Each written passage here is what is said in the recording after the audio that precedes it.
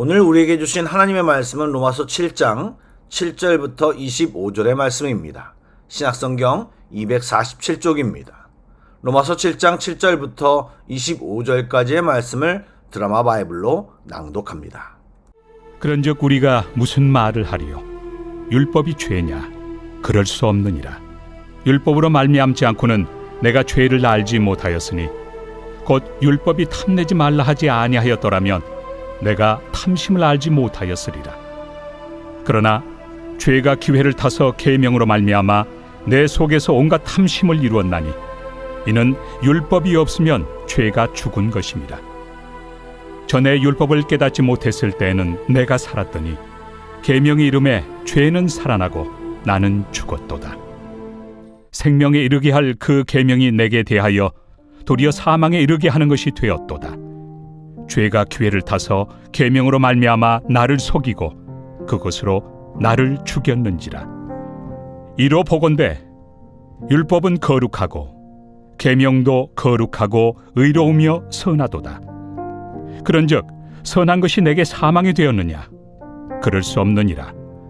오직 죄가 죄로 드러나기 위하여 선한 그것으로 말미암아 나를 죽게 만들었으니 이는 계명으로 말미암아 죄로 심히 죄되게 하려 함이라. 우리가 율법은 신령한 줄 알거니와 나는 육신에 속하여 죄 아래 팔렸도다. 내가 행하는 것을 내가 알지 못하노니 곧 내가 원하는 것은 행하지 아니하고 도리어 미워하는 것을 행함이라. 만일 내가 원하지 아니하는 그것을 행하면 내가 이로써 율법이 선한 것을 시인하노니 이제는 그것을 행하는 자가 내가 아니요 내 속에 거하는 죄니라. 내 속 곧 내 육신에 선한 것이 거하지 아니하는 줄을 아노니 원함은 내게 있으나 선을 행하는 것은 없노라. 내가 원하는 바 선은 행하지 아니하고 도리어 원하지 아니하는 바 악을 행하는도다. 만일 내가 원하지 아니하는 그것을 하면 이를 행하는 자는 내가 아니요 내 속에 거하는 죄니라. 그러므로 내가 한 법을 깨달았노니 곧 선을 행하기 원하는 나에게 악이 함께 있는 것이로다. 내 속사람으로는 하나님의 법을 즐거워하되 내 지체 속에서 한 다른 법이 내 마음의 법과 싸워 내 지체 속에 있는 죄의 법으로 나를 사로잡는 것을 보는도다. 오호라, 나는 곤고한 사람이로다. 이 사망의 몸에서 누가 나를 건져내랴? 우리 주 예수 그리스도로 말미암아 하나님께 감사하리로다. 그런즉 내 자신이 마음으로는 하나님의 법을, 육신으로는 죄의 법을 섬기노라.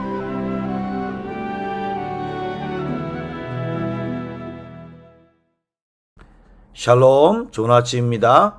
오늘도 찬양하며 말씀을 듣고 기도하는 이 시간에 주님을 만나고 우리의 연약함이 주님의 은혜로 변화되고 새롭게 되며 주의 평강 안에 거하는 귀한 시간이 되길 주님의 이름으로 축복합니다. 아멘. 말씀을 나누겠습니다. 로마서는 믿음과 신앙의 핵심을 잘 설명하고 있는 책으로 신자로서 처음 신앙생활을 하든 이미 오래되셨든 신앙생활을 하며 생기는 다양한 질문과 의문을 해결하고 그래서 더욱 말씀 위에 믿음을 견고케 할 수 있는 귀한 책입니다. 현재 읽고 있는 7장은 율법과 죄의 관계를 설명하며 우리가 어떻게 살아가야 할지를 알려주고 있습니다. 주말의 시간이 길었으니 7장 이전에 이미 강조했던 내용을 기억해 보겠습니다.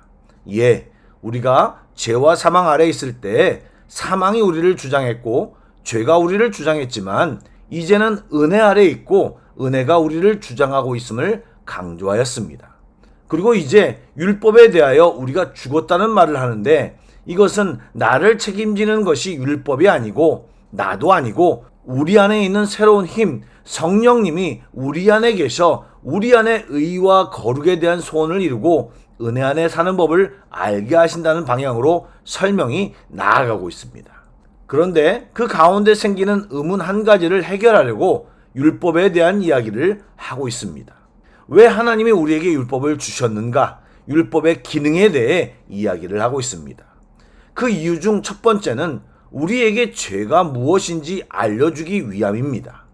율법은 본래 선한 목적으로 주어져 사람들로 하여금 반드시 행하여야 할 선이 무엇인지 또 금해야 할 악이 무엇인지를 알도록 하나님이 주신 것입니다. 인간들에게 죄를 깨닫게 해준과 동시에 자신이 죄 때문에 하나님의 심판을 받을 수밖에 없는 처지에 있다는 사실을 깨닫게 해주어 궁극적으로 하나님에 의한 구원의 절대 필요성을 알게 해준다는 면에서 절대적으로 의로운 것입니다. 만약 율법이 없었다면 무엇이 죄인지, 죄를 죄로 알지 못할 수 있기 때문입니다. 사도 바울이 그것을 알려주기 위해 예를 든 것이 무엇입니까? 바로 탐심이었습니다. 곧 율법에서 탐심이 죄라고 말하지 않았다면 인간은 탐심 자체가 죄인지도 깨닫지 못했을 것이라는 것입니다. 즉 율법을 통해 우리 안에 있는 탐심이 죄라는 것을 알고 이제 그것을 버려야 한다는 당위성도 깨닫게 되는 것입니다. 이같이 율법이 선한 것이지만 인간의 악한 본성은 그 율법조차 악용했습니다. 잘 아시다시피 율법은 시내산에서 모세가 하나님께 받아 이스라엘에게 준 것입니다. 이것은 그들의 택하심의 증거였지만 그 자체가 이스라엘 백성의 잘남이나 훌륭한 민족이기 때문에 주어진 것은 아니었습니다.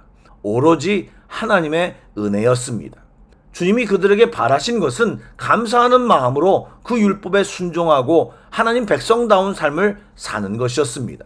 그러나 이스라엘은 하나님의 그런 마음과는 달리 자신들의 기준과 가치관으로 율법을 사용하여 사랑과 회복이 드러나야 할 곳에 정죄와 사망, 편가르기와 불평등을 만들어냈습니다. 그래서 사복음서에 보면 율법주의적 기준으로 사람을 평가하고 자신의 의만 자랑하던 바리새인들을 예수님이 신랄하게 책망하셨던 상황들이 쉽게 발견되는 것입니다.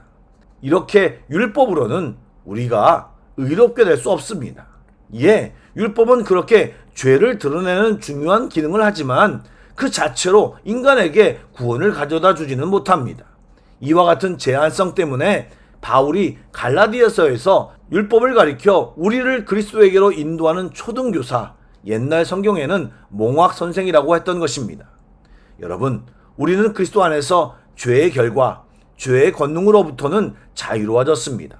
하지만 우리가 육신 안에 있는 동안 죄의 존재와 그것에 대한 유혹, 또다시 죄를 지을 가능성에 대해서는 자유롭지 못합니다. 그리고 우리는 이미 죄를 짓는 것에 너무나 익숙합니다. 또한 온 세상이 죄를 짓고 있는 풍조로 가득합니다. 그래서 어떤 때는 우리가 죄를 짓고 있음에도 그것을 인식하거나 깨닫지 못할 때도 있습니다. 우리가 육신을 입고 있는 동안에는 그런 본능 또 익숙함으로 인해 육체의 소욕이 계속 일어나서 때때로 원하지 않는 것을 행할 때가 있는 것입니다. 맞습니다. 그리스도인이 된다는 것이 한 사람의 삶에서 모든 죄와 유혹들이 자동적으로 제거되는 것이 절대로 아닙니다.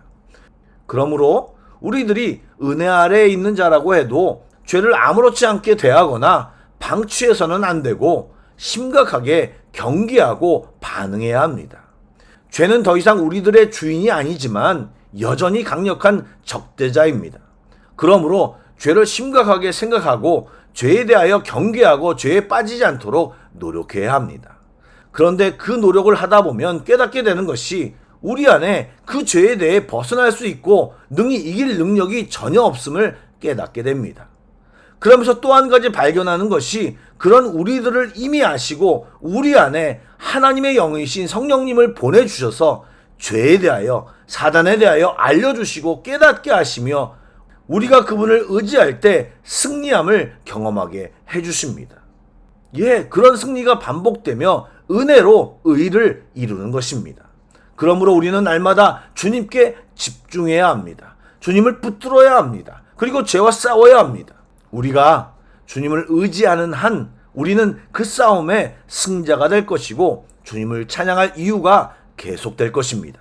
이 은혜와 신앙생활의 방법을 깨닫고 그것을 살아내는 주의 자녀들이 다 되시길 주님의 이름으로 축복합니다. 아멘. 기도하겠습니다.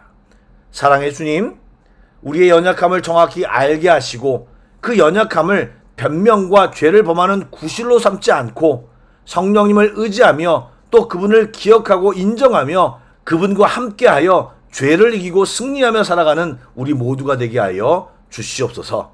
그래서 매일 넘어지는 우리가 아니라 승리를 경험하고 찬양이 자연스럽게 터져 나오며 주님께 영광 돌리는 것이 일상이 되는 성도들이 다 되게 하여 주시옵소서. 그렇게 하실 주님을 찬양하며 예수님의 이름으로 기도드립니다. 아멘. 계속해서 찬양 한 곡을 묵상하시고 합심 기도와 개인 기도로 나아가겠습니다.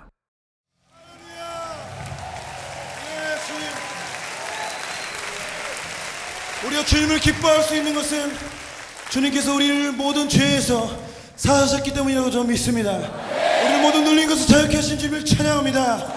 할렐루야.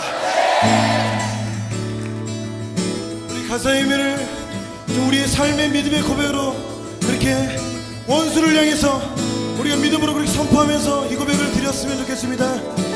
6월절 어린 양의 피로 6월절 어린 양의 피로 나의 삶의 문이 열렸네. 저 어둠의 권세는 힘이 없네. 주 보혈의 능력으로 원수가 날 정죄할 때에도 난 의롭게 설 수 있네. 난 더 이상 정죄함 없네. 난 주 보혈 아래 있네. 난 주 보혈 아래 있네. 그 피로 내 죄 사했네. 하나님의 긍휼 날 거룩게 하시었네. 난 주 보혈 아래 있네. 난 원수의 어떠한 공격에도 더 이상 넘어지지 않네. 난 주 보혈 아래 있네. 6월절 어린 양의 피로 나의 삶의 문이 열렸네. 저 어둠의 권세는 힘이 없네. 주 보혈의 능력으로 원수가 날 정죄할 때에도 난 의롭게 설 수 있네. 난 더 이상 정죄함 없네. 난 주 보혈 아래 있네. 난 주 보혈 아래 있네. 그 피로 내 죄 사했네. 하나님의 긍휼 날 거룩게 하시었네. 난 주 보혈 아래 있네. 난 원수의 어떠한 공격에도 더 이상 넘어지지 않네. 난 주 보혈 우리 앞에 있는 분에게서 넌 주 보혈 아래 있네. 난 주 보혈 아래 있네. 그 피로 내 죄 사했네. 하나님의 긍휼 널 거룩게 하시었네. 넌 주 보혈 아래 있네. 넌 원수의 어떠한 공격에도 더 이상 넘어지지 않네. 넌 주 보혈 아래 있네. 난 주 보혈 아래 있네. 난 주 보혈 아래 있네. 그 피로 내 죄 사했네. 난 주 보혈 아래 있네. 날 거룩게 하시었네. 난 주 보혈 아래 있네.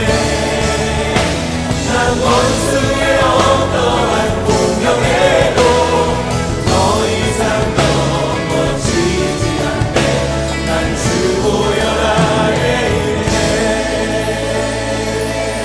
예, 주님 그렇습니다.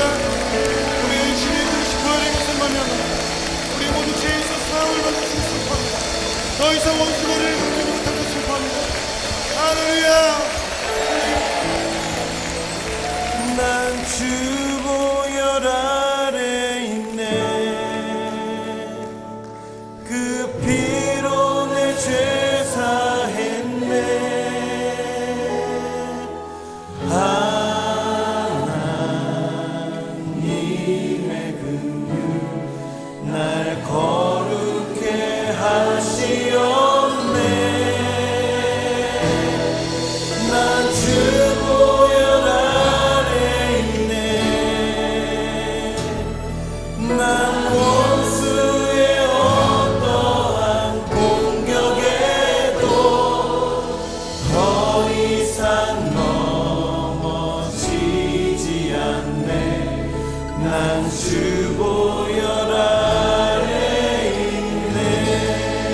더 이상 넘어지지 않네. 더 이상 넘어지지 않네. 난 주 보혈 아래 있네. 네, 주님 그렇습니다. 주님 우리를 전복해 주십니다. 주의 그 거룩한 보혈로 우리를 덮으셔서 우리 하나님의 곡성을 붙여 삼으심을 찬양합니다. 네, 주님.